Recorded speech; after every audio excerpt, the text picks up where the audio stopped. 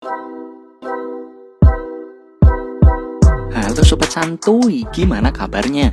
Sehat kan ya? Semoga sobat-sobat semua dalam keadaan yang sehat dan banyak uang juga ya, biar nggak pusing kalau akhir bulan lah ya. Oke sob, harus tetap semangat nih, karena kali ini Mimin akan menemani kegabutan kalian dengan mereview Donghua baru yang alur ceritanya sangat menarik dan grafiknya juga mantap nih.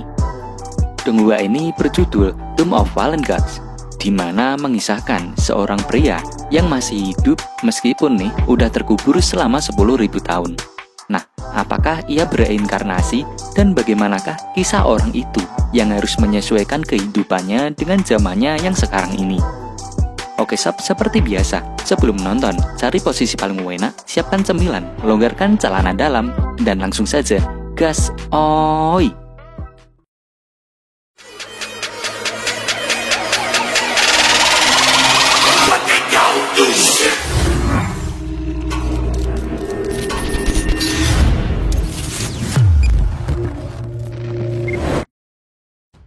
Di awal film, diceritakan sebuah narasi.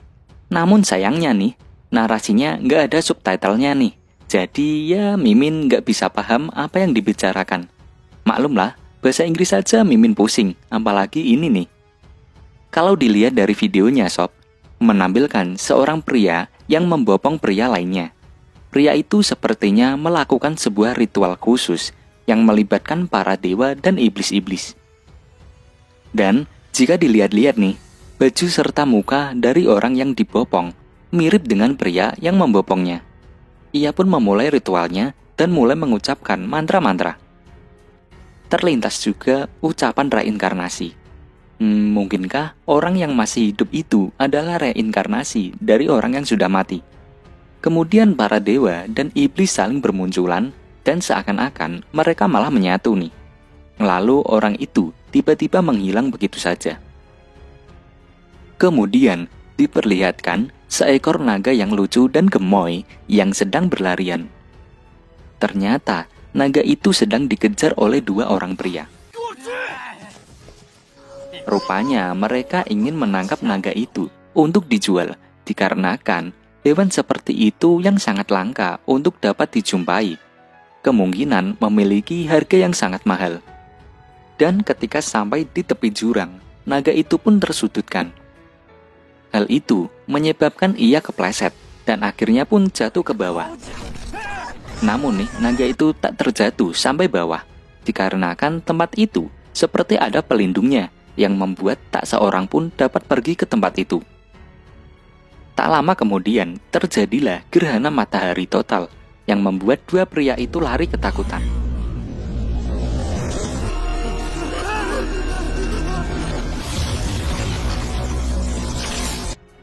Hal itu membuat perlindungan di tempat tersebut menghilang. Saat naga itu mengitari tempat misterius itu, tiba-tiba saja ada tangan yang keluar dari dalam tanah. Setelah petir menyambar-nyambar, keluarlah seorang pria yang sepertinya sudah terkubur lama. Bisa dilihat nih, dengan bajunya yang sudah sobek-sobek dan wajahnya cemong-cemong nih. Dan pria ini bernama Chenan. Setelah gerhana matahari hilang, nampaknya dirinya mulai pusing dan kebingungan dengan apa yang terjadi kepada dirinya ini. Ia mengatakan jika dirinya jelas-jelas sudah mati, namun mengapa bisa hidup kembali? Chenan tambah pusing lagi nih ketika melihat batu nisan para dewa dan iblis kuno. Ternyata mereka semua sudah mati. Dan makamnya dijadikan satu di tempat itu. Jika para dewa dan iblis sudah mati, mengapa dirinya masih hidup? Ada apakah dengan dunia saat ini? Tanya Chenan. Kemudian, Chenan yang sedang berjalan itu melihat naga kecil yang tadi, dan ia pun menangkapnya. Setelah tertangkap, naga itu malah dipanggang oleh Chenan nih. Lalu, Chenan tiba-tiba tersedak.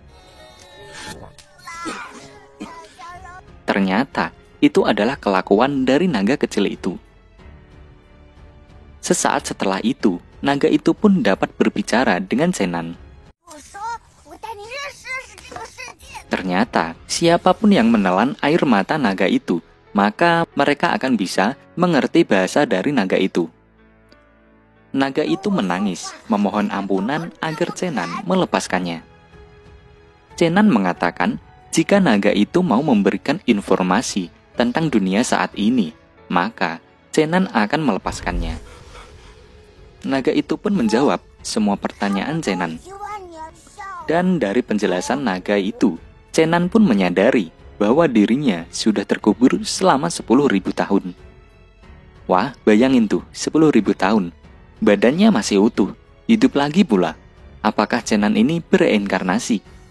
Dan di sini Chenan hanya berkata, ini adalah dunia setelah 10.000 tahun.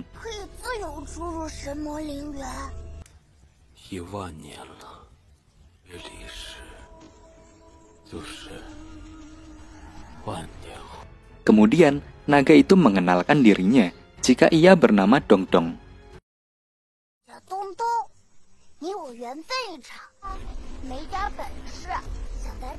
Menyadari mereka ini adalah pengembara yang kesepian, Dongdong mengajak Chenan mengembara bersama-sama dan ia berjanji akan mengenalkan dunia luar kepada Chenan.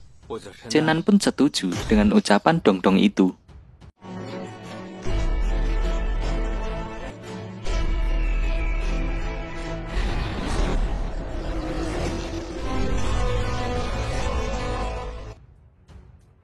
Singkat cerita, ketika mereka sedang berpetualang, Dongdong terpeleset dari sungai, yang ternyata itu adalah ujung dari air terjun.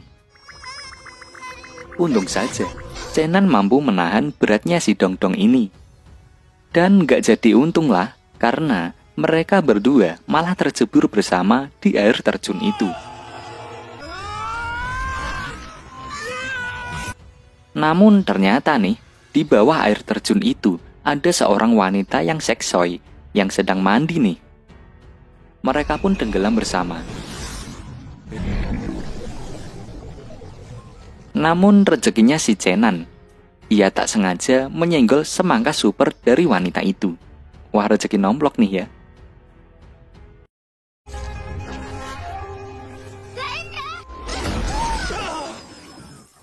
Wanita itu bernama Juyu. Ia pun sangat marah dan meminta para pengawalnya untuk menyerang Chenan.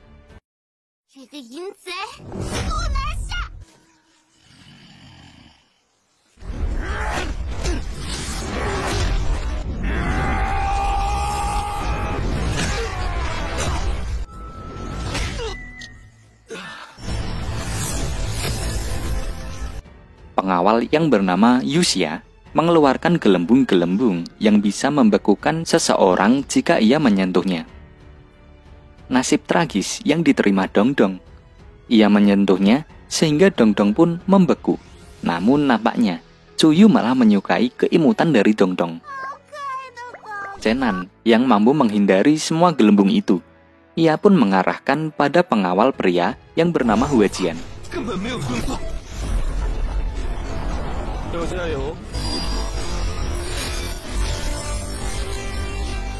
Karena Huajian terkena gelembung itu, ia pun membeku. Kemudian, Juyu ini ternyata adalah seorang tuan putri kerajaan. Lalu ia sendirilah yang akan turun tangan melawan Chenan.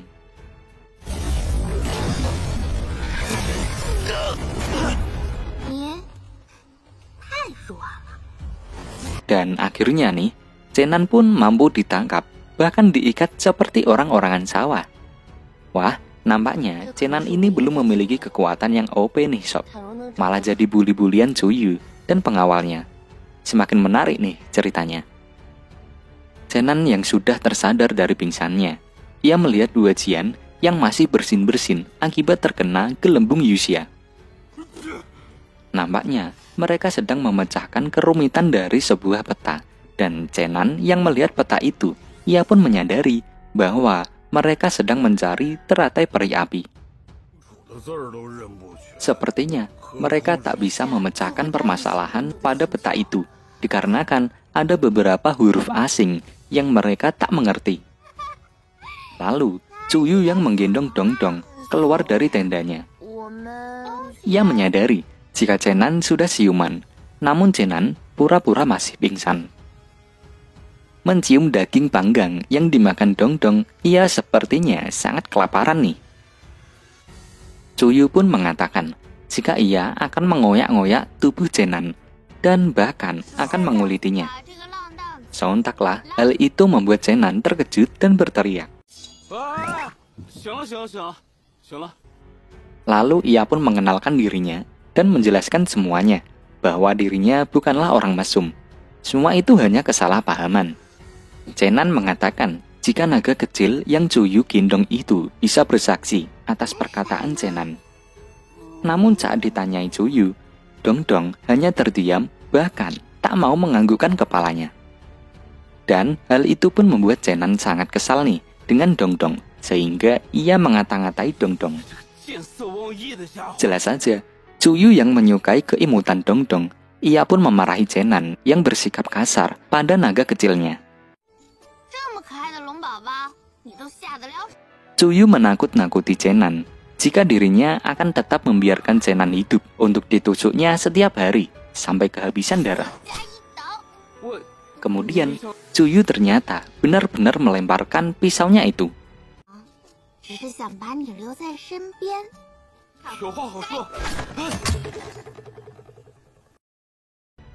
Namun, sepertinya sengaja dilempar meleset oleh Cuyu. Cuyu pun akan melempar 2 pisau lagi ke Chenan. Jelas saja dong, Chenan berteriak dan ia berjanji akan membantu Cuyu menemukan teratai peri api yang mereka cari-cari. Lagi-lagi, pisau itu ternyata sengaja dilempar meleset oleh Cuyu. Mendengar perkataan Chenan itu, Cuyu pun percaya dan melepaskan itu. Lalu Chenan diberikan baju dan diangkat sebagai budak oleh Cuyu. Lalu scene berpindah di tempat yang mereka tuju. Ternyata Chenan memang benar-benar bisa membaca karakter kuno yang ada di dalam peta itu. Terlihat di sana terdapat 2 boneka kayu yang mengawasi pergerakan mereka. Kemudian boneka kayu itu melaporkan kejadian yang mereka lihat kepada majikannya. Majikannya itu bernama Renjian. Sepertinya Renjian memiliki niat jahat kepada Cuyu nih. Ia berniat akan melakukan penyergapan setelah Cuyu dan yang lainnya turun gunung dan ia akan merebut harta yang dibawa oleh Cuyu. Renjian juga akan memanfaatkan kelelahan Cuyu sehingga ia yakin dirinya dan kelompoknya akan memenangkan pertarungan tersebut. Kemudian Cuyu dan yang lainnya akhirnya sampai di atas gunung itu. Ia pun mulai berpencar untuk mencari teratai peri api. Saat Cuyu bersama Chenan mencarinya, tiba-tiba saja Dongdong memberikan isyarat agar mereka mengikutinya. Ternyata Dongdong mengetahui keberadaan teratai peri api yang mereka cari-cari. Chenan mulai membaca peta itu. Ia melihat peringatan-peringatan yang tertulis pada peta. Dengan itu, ia menyadari ada bahaya yang mengancam nyawa mereka jika bunga itu diambil. Chenan pun dengan cepat mencegah Cuyu mengambil bunga itu. Ia menjelaskan jika ada bahaya yang akan mengancam mereka jika mereka mengambil teratai peri api. Chenan juga menjelaskan pasti ada binatang spiritual yang menjaga bunga itu. Namun, Chenan yang ceroboh, ia melarang Cuyu, tapi malah Chenan sendiri yang menyentuh bunga itu. Aduh, emang aneh nih si Chenan. Tak lama, muncul ular raksasa yang sepertinya sangat marah melihat Chenan memetik teratai peri api. Ular itu pun menyerang mereka semua.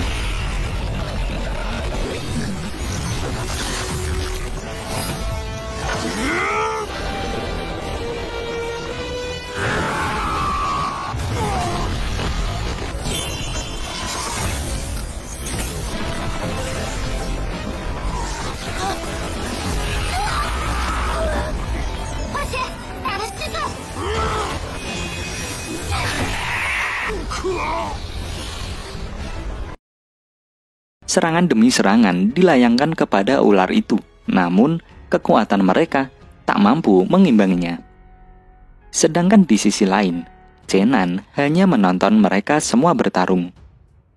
Ia beralasan jika dirinya saja tak bisa melawan Cuyu, maka ia menganggap jika tak ada gunanya ia membantu. Mungkin prinsipnya Zenan nih, lebih baik diam daripada bergerak malah menjadi beban. Ya, emang ada benarnya juga sih ya. Kemudian, Huajian mengeluarkan teknik rahasia. Serangan yang sangat dahsyat itu sangat beresiko, dan nyatanya dengan menggunakan teknik itu, Huajian harus kehilangan satu tangannya. Ia bahkan rela melakukannya demi melindungi Tuan Putri. Namun ternyata nih, ular itu sama sekali tak terluka. Bahkan ular itu memojokkan mereka semuanya. Saat mereka akan dimakan ular itu, lagi-lagi Huajian dengan satu tangannya menyelamatkan Tuan Putri. Hal itu mengakibatkan Huajian mendapat gigitan yang sangat serius dari ular raksasa dan ia pun tergeletak tak berdaya. Melihat itu, Cuyu dengan sigap mengambil sebuah benda pusakanya dan akan menggunakan teknik rahasia. Yuxia melarang Cuyu melakukan teknik itu, dikarenakan itu sangat beresiko terhadap nyawanya sendiri. Namun, Cuyu tak memiliki cara lain, ia pun terpaksa menggunakan benda pusakanya untuk melawan ular raksasa itu. Benda itu bernama Busur Houyi. Dengan tertanding-tanding, Cuyu pun melepaskan anak panahnya. Namun sayangnya nih, busur itu meleset dan tak mengenai ular raksasa. Lalu, tiba-tiba saja, saat ular itu akan memakan Cuyu, anak panah yang sebelumnya meleset, kembali lagi dan mampu menusuk ular raksasa itu. Wah, ini mah prinsip kerjanya mirip dengan bumerang nih. Ternyata, jika tingkat kultivasi penarik busur Houyi masih kurang dari 5 tingkatan, maka anak panahnya memang akan meleset, tapi itu hanya untuk sementara waktu saja, yang kemudian akan kembali dan menyerang balik. Dan akhirnya, ular itu pun tercebur di lava panas yang ada di gunung berapi tersebut. Yuxia pun segera memeriksa keadaan Huajian. Yuxia hanya mampu membekukannya untuk sementara waktu saja, sehingga Huajian harus segera mendapatkan perawatan dikarenakan keadaannya yang mulai kritis. Dan hal yang tak terduga pun terjadi. Ular raksasa itu bangkit lagi nih, namun ia sudah berevolusi menjadi seekor naga raksasa yang jelas saja kekuatannya jauh lebih kuat dibandingkan yang sebelumnya. Dengan sisa-sisa tenaga, Cuyu mulai menarik busur Houyi kembali untuk kedua kalinya. Karena tenaga Cuyu yang sudah habis, nampaknya ia tak bisa menarik busur itu.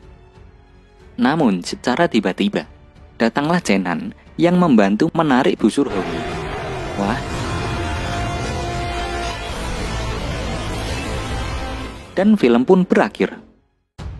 Nah, itulah rangkum film kali ini ya sob. Apakah Zenan akan bisa membantu Cuyu untuk menarik busur Houyi dan membunuh naga raksasa itu?